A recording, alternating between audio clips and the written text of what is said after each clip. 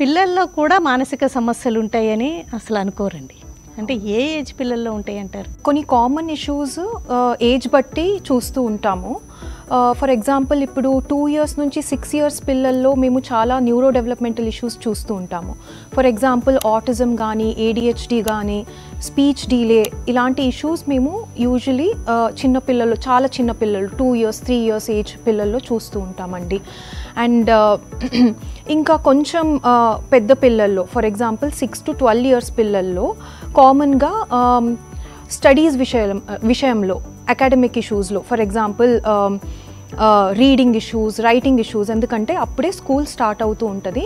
ఆ టైంలో మేము అకాడమిక్ ఇష్యూస్ చూస్తూ ఉంటాము. అండ్ ఇంకా ADHD కూడా ఆ టైంలో యూజువలీ లైక్ 2 to 6 yearsలో మేము డిటెక్ట్ చేయకపోతే యూజువలీ స్కూల్ వెళ్ళేటప్పుడు చూడడం స్టార్ట్ చేస్తాము.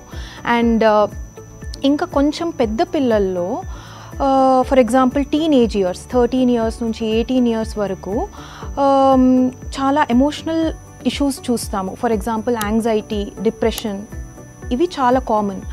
అండ్ ఇంకా eating disorders, anorexia nervosa, bulimia nervosa, body issues అంటే లైక్ సెల్ఫ్ ఎస్టీమ్ ఇష్యూస్, ఇవంతా చాలా చూస్తాము. ఇదంతా లైక్ ఈ ఏజ్లోనే చూడాలి అని ఏమి ఉండదు.